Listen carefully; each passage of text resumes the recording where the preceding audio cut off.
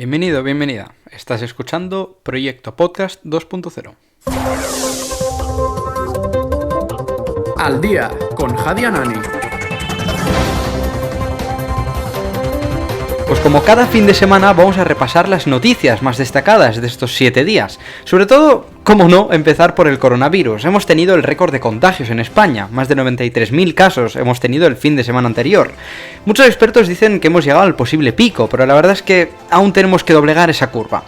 Además ha habido preocupación por la falta de vacunas, y es que aún tenemos casos polémicos de políticos que se ponen la vacuna cuando no deberían, pero aún así ya se están sancionando como debe ser. Más noticias de vacunas. La Johnson & Johnson ha tenido una efectividad de un 66% con una dosis y un 57% si hablamos de la variante sudafricana. Además el PIB se ha afectado con la pandemia y se ha hundido un 11%, una cifra histórica relacionada con la economía. En política hemos empezado la precampaña electoral de las elecciones en Cataluña. Unas elecciones muy inciertas, incluso con polémicas, porque se debate la posibilidad de que los positivos puedan votar. Esperemos que el voto por correo se impulse. Además hemos tenido el tercer grado a los presos políticos de Cataluña, que han podido salir de forma temporal para hacer precampaña electoral. Una última noticia sobre ello es que Salvador Illa ha dimitido como ministro de Sanidad para presentarse a dichas elecciones como candidato del PSC. A nivel social hemos tenido terremotos en Granada a lo largo de la semana, las cuales esperemos que remitan lo antes posible. En política internacional hemos tenido la dimisión de Giuseppe Conte como ministro italiano, y Biden ha retomado la relación con Palestina tras el ninguneo de Trump. Y este ha sido el resumen de las noticias de la semana, y vamos con el repaso cultural.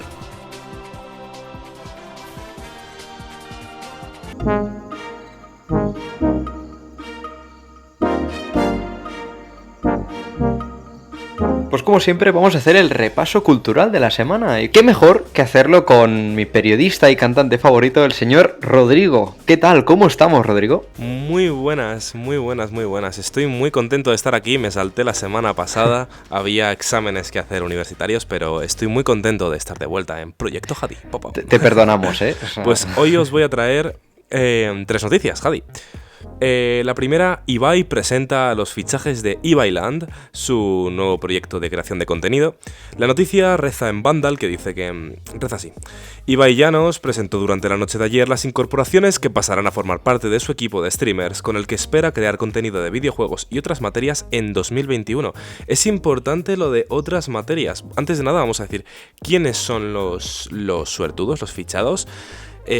Mantiene a su equipo de siempre, tanto Reven como Barbecue como el señor Ander van a mantenerse dentro del equipo de Ibai, y después añaden 3 nuevas incorporaciones. De hecho, una fue de última hora, que son Jorge Werlip Casanovas, que son Cristinini, que va a ser la voz femenina de esta productora. Básicamente al final va a ser una gran productora audiovisual. Y por último, Illo Juan, que no sé si te suena, es un streamer que se llama LMD Show. ¿Te suena? Hombre, es que yo te digo, yo era de los Reals, que yo le conozco como LMD Show, y le veía de cuando tenía nada, era muy muy muy pequeño. Y de hecho, ¿sabes de eso que tú ves la noticia y te sientes el padre orgulloso que ha visto a su hijo crecer? Sí. Pues yo cuando lo vi dije, qué bien, cómo me alegro por Te él. Entiendo de sobra. Yo lo veía ya por 2016, sí, o así, sí, cuando hacía sí. vídeos de risa con sus amigos ahí. Exacto. En Málaga, en su casa. Y esto, que, jolín, que de hecho cuando nació el meme este de Illo Juan, sí, fue más tarde de cuando estábamos. Fue mucho más tarde, sí. Sí, bueno, pues los creadores de contenido se han convertido en esta parte de la industria del videojuego tan importante, porque básicamente ahora los creadores de contenido son muy demandados. No solamente son los youtubers que ve tu hijo de 13 años, sino que también son personas que tienen más caché que a lo mejor un presentador de toda la vida de televisión, porque no solo tienen más telegenia, sino que tienen mucho más interés para los jóvenes. Y de hecho pueden estar jugando a juegos que sean rollo el Among Us, el Fall Guys o el Rust, que van a seguir teniendo audiencias de escándalo a pesar de que no sean juegos. Quizá el Among Us sí, el Fall Guys ha perdido su toque y el Rust está volviendo ahora mismo, pero hace unos años estaba muerto el Rust. Y básicamente pueden tener audiencias escandalosas, porque la clave de estos creadores de contenido es que a ti no te interesa lo del juego que estés jugando. Puedes estar jugando a Willy Rex al LOL tranquilamente, siendo nivel 12, que tú seguirías viéndolo. ¿Por qué? Porque esta gente tiene lo que se llama el carisma de streamer, tiene una capacidad de comunicación brutal, y me parece que están cambiando el mundo y el mundo audiovisual en consecuencia. ¿Tú qué opinas? Tienen como un gancho, digamos, ¿no? Porque normalmente te dicen, a ver si consumes un programa de 1 hora. Uf, lo tienes complicado, ¿eh? Pero esta gente te pones un stream y te lo pones mientras haces otras cosas, durante hora y media, 2 horas, y te dan ganas de verlo, ¿no? Y me parece, como tú dices, una revolución en el ámbito de la comunicación, y ya llevo comentándolo durante muchas semanas, hay que tomarnos más en serio a esta gente, porque ya no es, esto es el futuro, no, es que ya lo estamos viendo ahora, y creo que al final no dejan de ser noticias muy trascendentales a nivel social y cultural, o sea que yo creo que ya nos tenemos que acostumbrar a ello. Hombre, son creadores de opinión, son creadores de todo, Total. porque básicamente desde los números de Gref de 2,5 millones de personas hasta Vegeta diciendo que Wall Street Wolverine tenía mucha razón y que básicamente el liberalismo y el eludir impuestos, para ser correctos, en España, de España, es lo correcto. Y entonces ves cómo Ibai por un lado está diciendo los youtubers tienen que pagar impuestos porque es tu país, etcétera, y dice que se siente orgulloso de formar parte de esto y tal. Hay vídeos que referencian todo esto. Y por otro lado ves otros youtubers que dicen, no, yo me he ido a Andorra perfectamente, no me importa realmente y lo único que me importa prácticamente es ganar dinero. Son gente que puede llegar a miles e incluso a millones, de hecho a millones más correctamente, de niños, de adolescentes de 13 a 17 años que puedan consumir su contenido de tal manera que se puedan formar opiniones muy interesantes. Interesantes a la par que bastante dañinas, porque tienes por ejemplo, ese chaval de 14 años que su padre tiene un curro normal, su madre tiene un curro normal y está más cerca de ser pobre que Damancio Ortega, y básicamente está diciendo que lo correcto es que gente que podía aportar varios millones de euros al Estado se vaya a Andorra. Sí. ¿Por qué? Porque es lo que ha escuchado de las personas a las que sigue como ídolos, porque tiene una capacidad comunicativa enorme.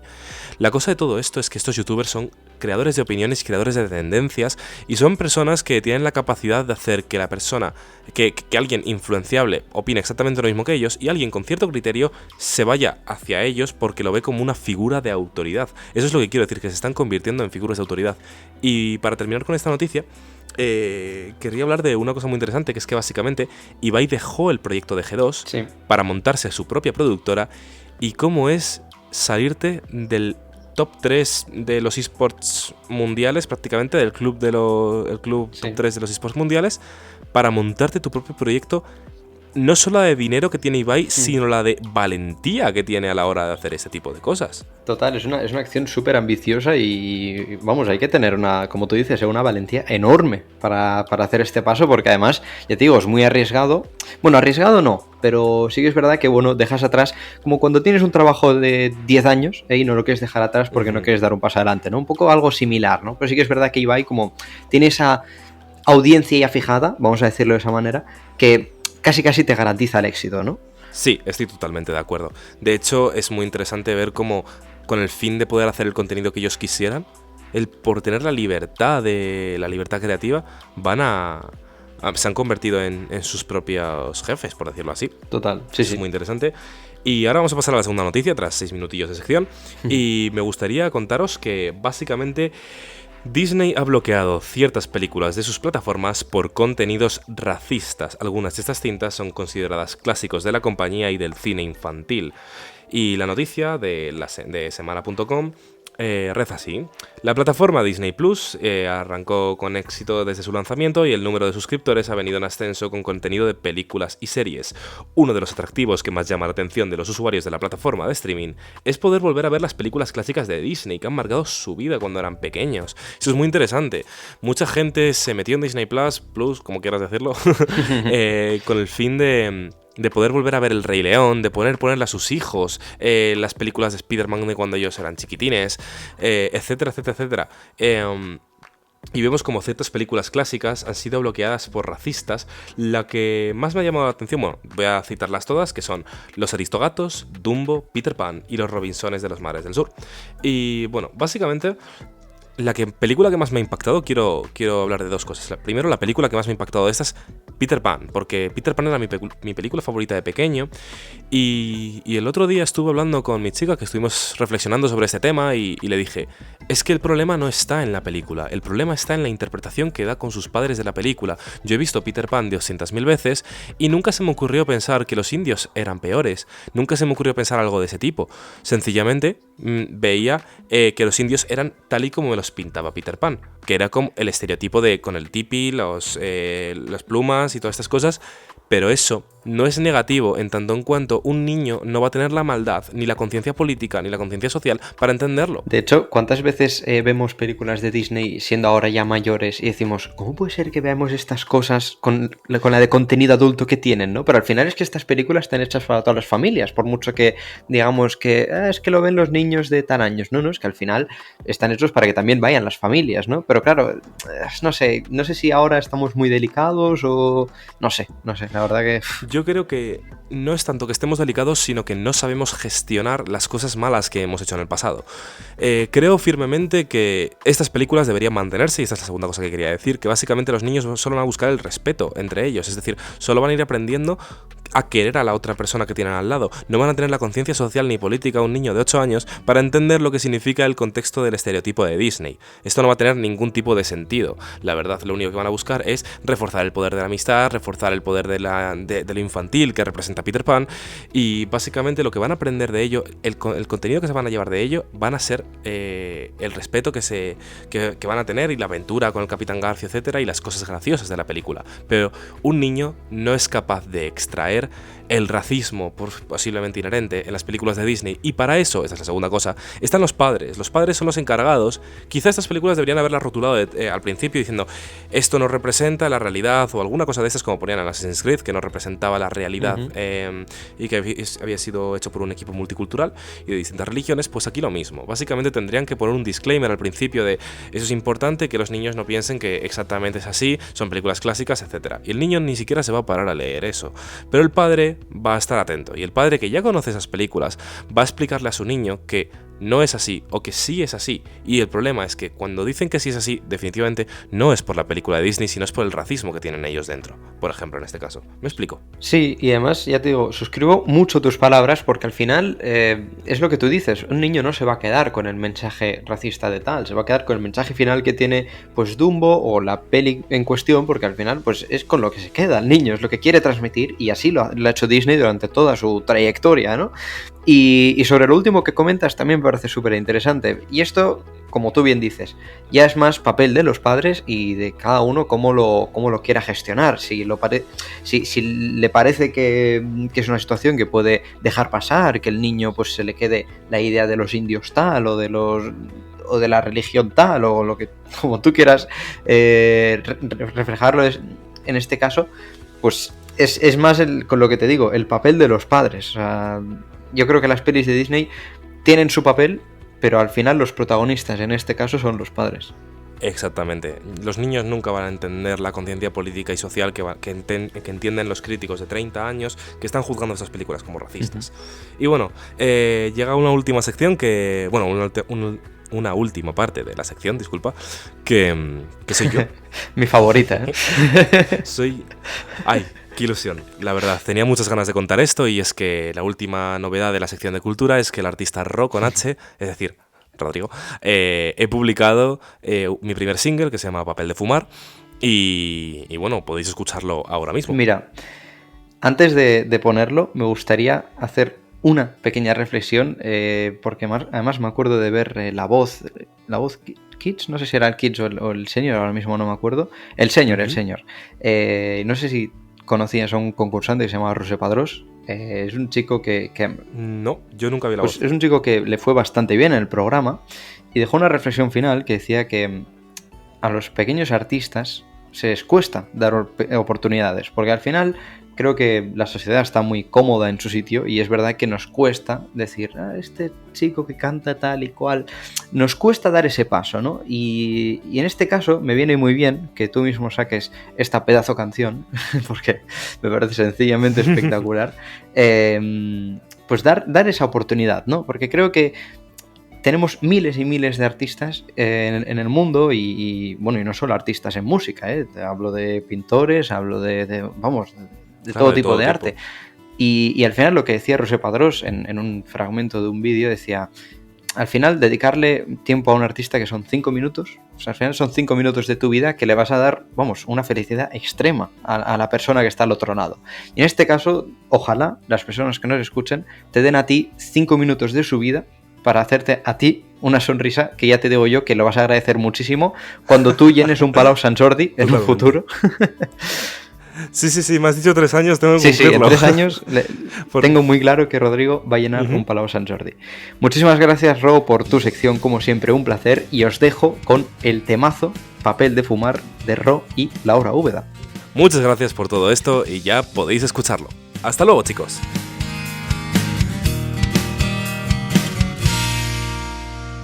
Ando perdido en un desierto infinito, fortunas o tormentos, no sé qué llevo dentro. Rehago los caminos que me han llevado pa'l cielo. Ahora voy sin señales, no las veo desde el suelo. Se me clavan 1000 agujas que ya han perforado mi piel. Y vacilo a cada paso que doy, por si me vuelvo a caer. Te buscaba en mis pesadillas, así no dormía sin ti. Arrecifes y amuletos que no me dejaban partir. Así que sí, déjame huir. He perdido mi tiempo aquí. No vuelvas jamás, yo si te soy sincero, nunca se me dio bien mentir.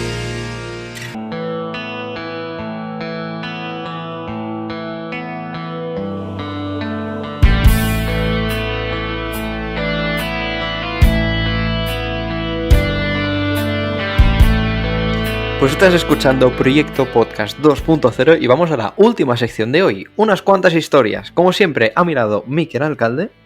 Hola, ¿qué tal? Y hoy vamos a hablar del dinero, ¿no es así, Miquel? Sí, hoy vamos a hablar sobre el dinero y, bueno, más que hablar en general sobre el dinero, quiero hablar sobre un tema en particular, que si realmente tener dinero es un objetivo. Con el tema de Andorra hemos visto un montón de gente que se ha ido para cobrar cifras que nosotros pensábamos si realmente es necesario.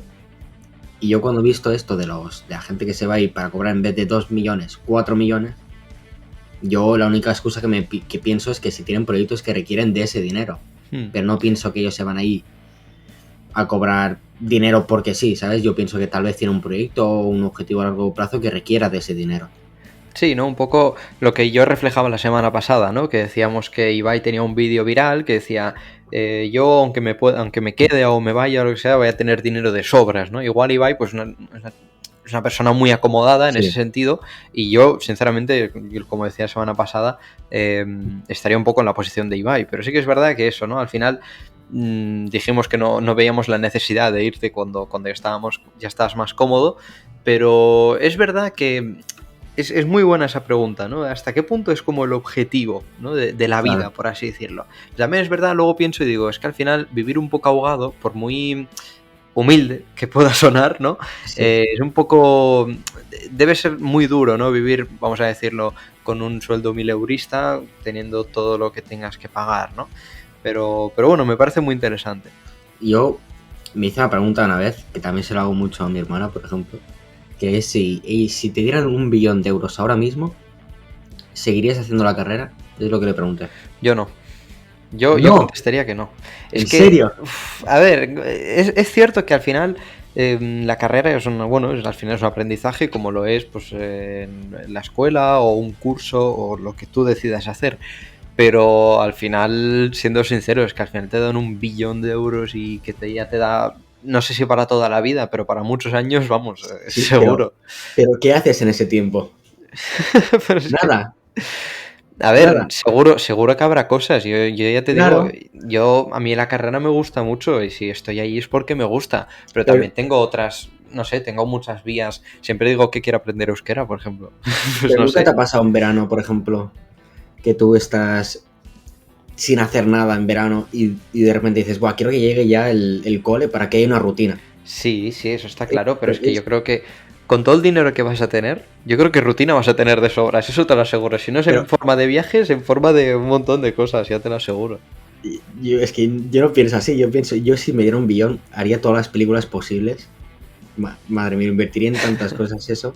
Pero Claro. no sé, es que si no, tu vida, no sé, es como vacía, ¿no? Como No, pero cuando- Pero tú mismo comentas que puedes invertir en muchas cosas o puedes, ya te digo, siempre habrá cursos, siempre habrá actividades, no sé, yo estoy muy convencido de que siempre tendrías posibilidad. Pero, por ejemplo, Probablemente, si me lo das ahora, a estas alturas, estando en tercero de carrera, sí que acabaría la carrera, eso está claro. Pero no sé, si estoy no digo de la carrera en general. Vale, digo, vale. Formación. Sí, en tu caso, yo digo, ¿dejarías el blog? Sí. Sí. Sí, hombre.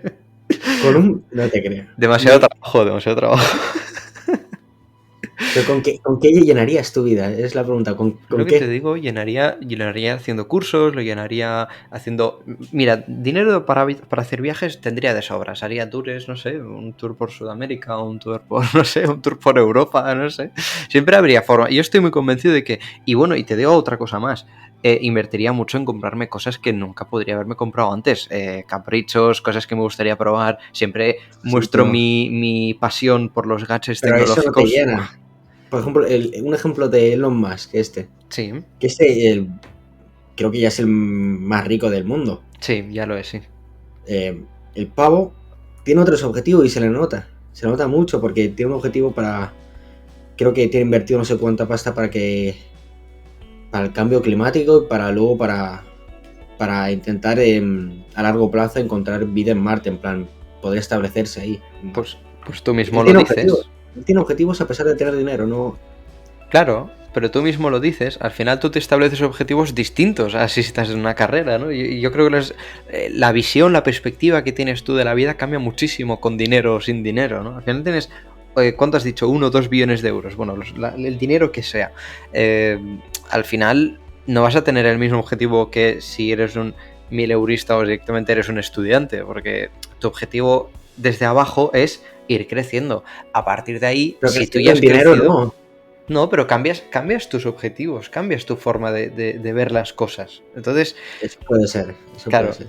pero sí es cierto que a raíz de un poco de lo que estás comentando, no sé si es la felicidad pura y dura, que eso es, supongo, lo que tú cuestionas un poco. Es que yo creo que te acostumbras ya. Cuando ya tienes dinero, ya te acostumbras. No vas a ser feliz toda tu vida. Claro, Es decir, tengo 1 billón. Feliz toda la vida, no. claro, igual la solución es ser rico durante un tiempo en concreto, ¿no? Claro, Que es cada como- uno tuviera una semana siendo rico y a ver cómo lo ve, ¿no? Sí, tienes toda la razón. Es cierto que cuando uno está abajo, vamos a decirlo de esa manera, abajo en una clase social o clase económica o estatus económico, como lo quieras llamar, siempre tiene objetivos, ¿no? Y siempre los va a Sí. tener a largo y a corto plazo. Pero esto es como los equipos de fútbol, ¿no? Cuando un equipo es pequeño, siempre va a tener mucha más ambición en líneas Claro, generales que un equipo grande, porque un equipo grande igual ya lo ha logrado todo. Entonces es mucho más fácil motivar al pequeño que al grande. Pues un poco, más o menos pasa lo mismo, desde un punto de vista un tanto distinto, en este aspecto de tener dinero. Claro. Yo creo que la solución en mi vida sería un poco eso, ¿no? Tener dinero durante un pequeño tiempo y a ver cómo sería vivirlo, porque al final sería una vida muy bonita, muy cómoda, pero igual muy tediosa, ¿no? No sé, al final dejas de luchar por muchas cosas que ahora quieres luchar. Claro, te aburres, yo diría. Es como cuando en verano pasa. Sí, puede ser. Yo quiero lanzar la pregunta a la audiencia, a ver si verían como una felicidad pura y dura el tener mucho dinero o cuando uno gana la lotería, por ejemplo. Igual uno gana la lotería y lo celebra 2 días y luego ¿qué? Claro. ¿Sabes? La alegría es un poco... no sé. Vale, ya me acuerdo lo que quería decir, que se me había olvidado. Estaba pensando y no me acordaba. La frase de Únicos, cuando, ¿sabes? En Twitter estaban peleando el Únicos y el Millor. Sí, Y el Millor, si puedo decirlo, tan tonto, decía... Sí, pero yo vivo en Andorra, puedo ir a esquiar cada día y Sí. soy millonario. Y dijo una frase que me gustó mucho, que es, hay gente tan pobre que solo tiene dinero. Me dijo eso, y eso me encantó. Porque claro, tú comparas el Millor con Únicos y Únicos tiene muchísimas más cosas que tiene el Millor. Obviamente el Millor tiene más dinero, pero lo que él tiene, ser en el top 10 de profesores, tener ingeniería, haber habido un montón de alumnos en el mundo y ser un referente, por decirlo así. Ser referente es uno de mis sueños, ser referente de alguien. Y creo que para mí eso es mucho más que lo que tiene el Millor. Sí, al final Bueno, es que al final el poder del dinero es según como tú lo quieras establecer, porque uno puede tener 1 millón de euros y como tú dices, ser el mejor, ¿no? Un chico que ahora mismo a nivel social no está siendo muy bien aceptado pues básicamente por la forma de ser que él está mostrando de cara al público. Pero es lo que tú muy bien dices, ¿eh? Al final el poder, vamos a decirlo de esa manera, hay que saber gestionarlo. Y en este caso, claro, en esa pelea que tú decías de un chico como es el Millor, que está siendo, como digo, muy odiado, comparado con Únicos, que es la referencia de muchísimos alumnos. Y bueno, pues eso, es cuestión de gestionar un poco el poder y el estatus que tú tienes, y viene muy relacionado con el uso del dinero que tú le das en tu vida. Sí. Por mí yo creo que podemos ir cerrando ya. La verdad es que es una reflexión muy interesante, porque bueno, es que al final hay mucha gente rica, hay mucha gente muy pobre, pero como tú dices, ser rico no, al final puede ser tan rico que puede ser hasta pobre. Muchísimas gracias, Mikel, por acompañarnos, y ya sabéis, terminamos el programa de hoy y volvemos la semana que viene. Hasta luego.